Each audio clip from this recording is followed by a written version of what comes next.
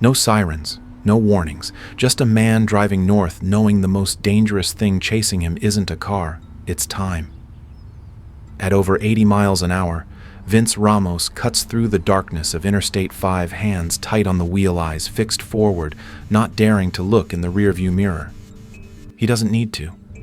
There are no flashing lights behind him, no radio chatter, no dramatic pursuit.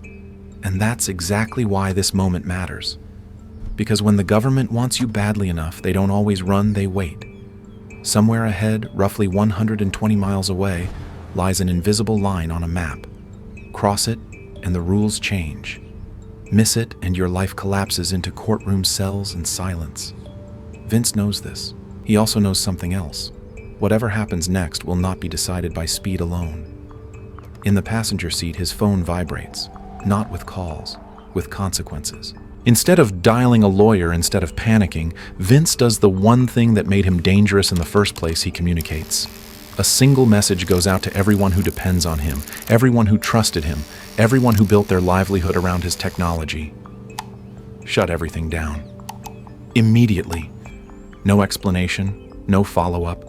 Just 4 words that signal the end of an empire most people don't even know exists. At this point, you don't know who Vince Ramos is. You don't know what he sells, who his customers are, or why law enforcement agencies across multiple countries are suddenly moving in quiet coordination. All you know is this: a man is racing toward freedom, and the device in his pocket, the one designed to keep secrets, may already have betrayed him. Vince Ramos didn't set out to build a weapon for criminals. He built a product for people who were afraid of being watched, and in America, fear sells better than almost anything else. He understood something most engineers never do. Technology doesn't succeed because it's powerful. It succeeds because it speaks to a psychological need. In a post-9/11 world of data retention, wiretaps, and corporate surveillance, privacy had stopped feeling like a right and started feeling like a liability. Vince positioned himself right in that anxiety. Phantom Secure wasn't marketed as rebellion or secrecy. It was marketed as control. Control over who could see you, hear you, track you, remember you. The phones themselves were almost aggressively minimal. No camera to incriminate you. No microphone to listen in. No GPS to place you somewhere you couldn't explain. Features weren't added. They were removed one by one until silence became the selling point. What remained was encrypted messaging protected by PGP routed through offshore servers beyond the immediate reach of US subpoenas. It wasn't flashy, but it didn't need to be. The price alone told buyers this wasn't meant for everyone. $2,000 to $3,000 per device plus monthly fees that could run a couple hundred more. This wasn't convenience tech.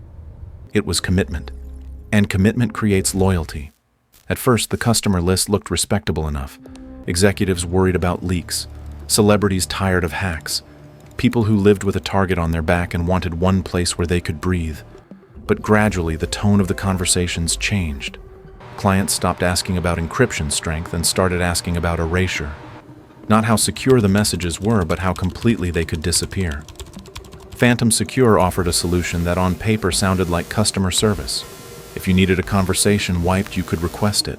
No questions asked. From a business perspective, it was brilliant. From a moral one, it was radioactive. Because once you agree to erase messages on demand, you're no longer selling privacy. You're selling absolution. And Vince knew it. He may not have known every crime being planned through his network, but he understood the pattern. He understood that his technology was no longer just protecting reputations, it was protecting operations. Drug shipments, payoffs, threats, violence, all reduced to quiet text on a device designed never to testify. The tension that defines this chapter isn't whether Vince crossed a legal line. It's whether he ever believed there was one. Because in his mind, Phantom Secure didn't enable crime. It simply refused to listen. And in a world where everyone feels monitored, refusing to listen can feel like the most valuable product of all. There was no single moment when Phantom Secure set off alarms, no dramatic discovery that flipped a switch inside law enforcement. What happened instead was slower, more unsettling. The same device kept appearing at the edges of unrelated cases, quietly stitching them together. A seized shipment in California, an arrest in Canada, a bust overseas that should have exposed a network but somehow didn't. Each time, investigators found the same thing: a phone that said nothing, Logged, nothing remembered, nothing. To the people using it, that silence felt like safety. To the people chasing them, it felt like running into fog at full speed. Then certain names began to surface, not because they were hiding, but because they weren't. One figure in particular operated with a kind of brazen calm, running an international drug empire from abroad while posting photos of luxury cars, watches, and champagne online as if daring anyone to connect the dots. He wasn't careless. He was insulated. He trusted the technology in his pocket more than distance, more than aliases, more than fear. For investigators, that confidence was the tell. These weren't criminals improvising. They were criminals who believed they had solved the problem of being caught. Agencies tried traditional methods first: undercover buys, informants, court orders, server seizures. Nothing produced the kind of leverage needed to break the system open. In Canada, selling encrypted phones wasn't illegal. In the United States, intent was a wall prosecutors kept crashing into. Vince Ramos never moved drugs, never ordered hits, never touched contraband. He sold devices. And every time agents pushed, they ran into the same frustrating truth: knowing something is happening isn't the same as proving it. That's when the tone of the investigation changed. Quietly, internally, the question shifted from how to take Phantom Secure down to whether it was even possible. The technology wasn't just protecting criminals, it was reorganizing them. It allowed people who would normally never trust one another to coordinate across borders, time zones, and languages with almost no friction. It flattened hierarchies, accelerated deals, and erased the natural points of failure law enforcement relied on. Investigators began to realize they weren't dealing with a company anymore. They were dealing with infrastructure. And infrastructure doesn't collapse from pressure alone. The more Phantom Secure succeeded, the clearer the dilemma became. Shutting it down outright would scatter criminals, but it wouldn't expose them. Breaking the encryption might take years, if it could be done at all. And every month that passed meant more violence planned in messages no one could read.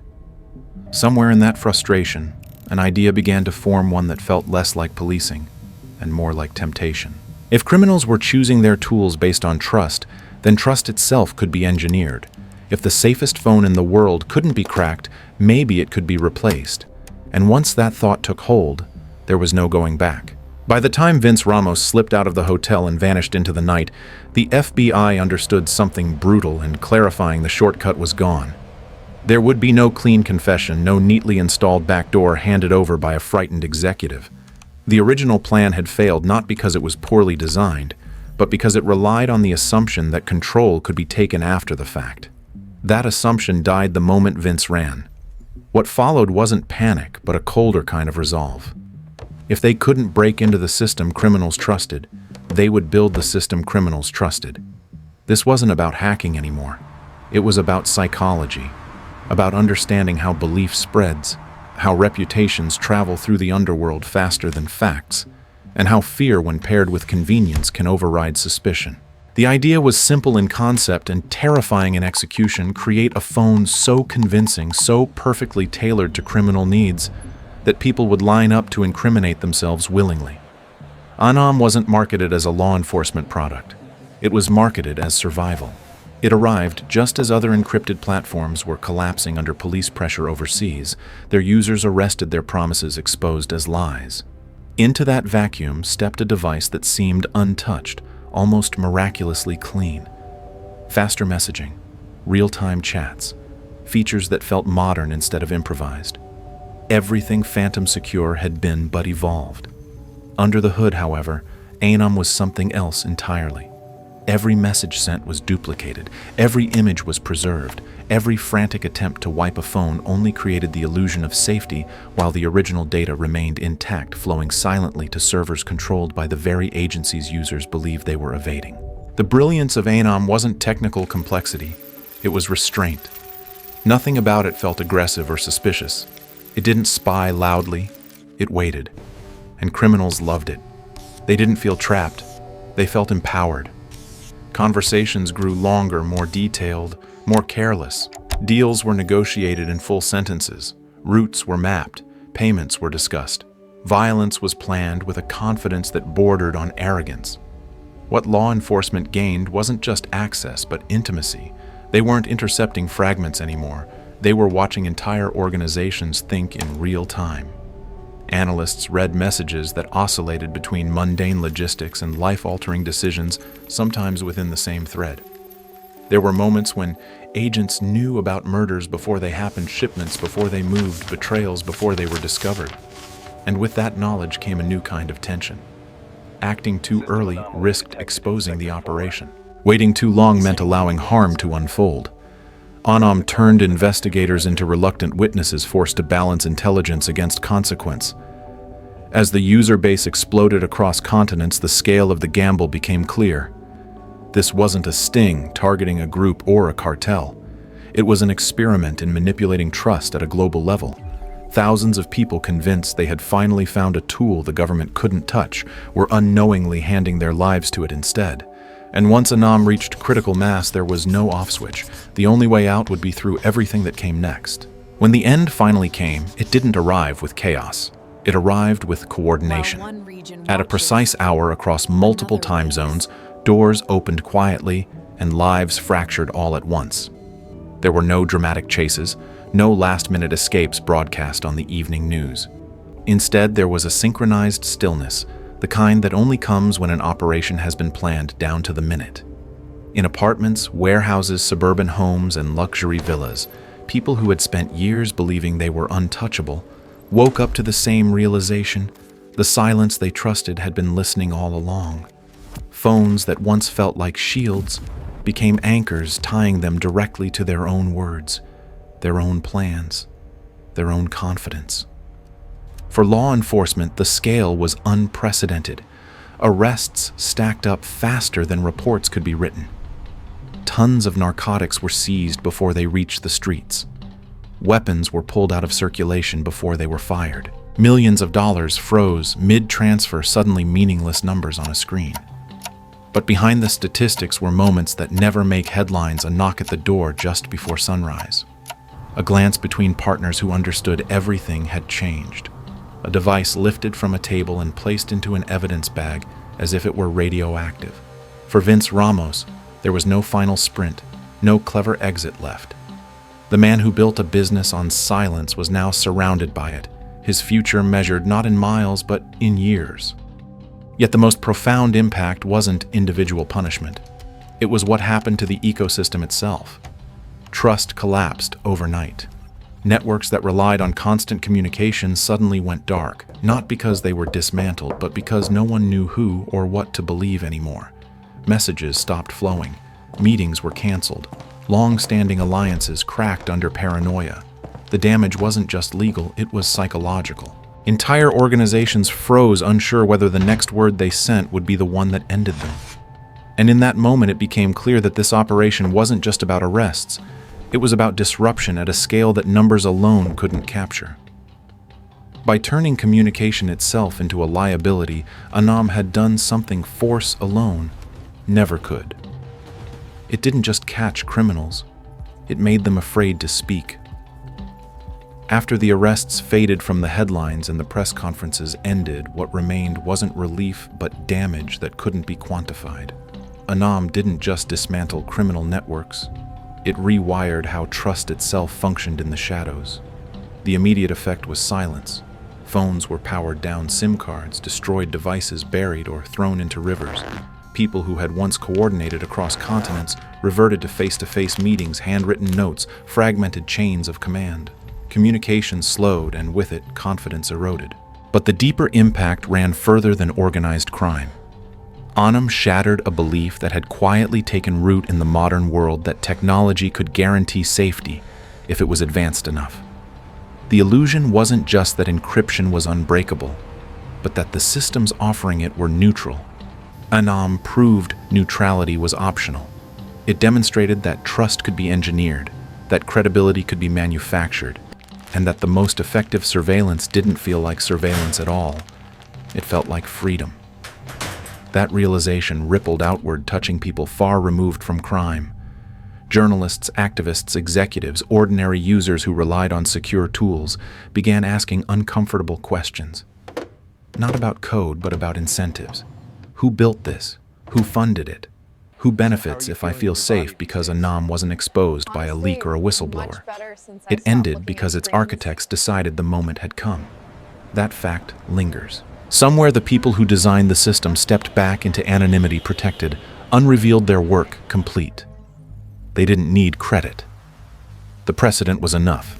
In the aftermath, governments praised the operation as a triumph, critics warned of overreach, and the public moved on as it always does. But the psychological scar remained. Communication, once a tool of coordination, became a source of suspicion. Every new app, every promise of privacy, carried a faint echo of doubt. And that may be the operation's most lasting legacy. Not the arrests, not the seizures, but the quiet understanding that in a connected world, safety isn't defined by how well something hides you. It's defined by who you're willing to trust with the truth of your own words. In the end, this story isn't really about criminals or even about technology. It's about trust, how easily we outsource it, and how rarely we question who's earning it. In a world where privacy is sold as a product, the most dangerous assumption is believing it comes without strings attached. The ANOM operation proved that the tools we rely on can shape our behavior as much as they protect us, and sometimes the cost of convenience is control we never knew we gave up. If this story made you pause, think, or look twice at the device in your pocket, take a moment to like the video, share it with someone who should hear it, and subscribe for more deep investigations like this.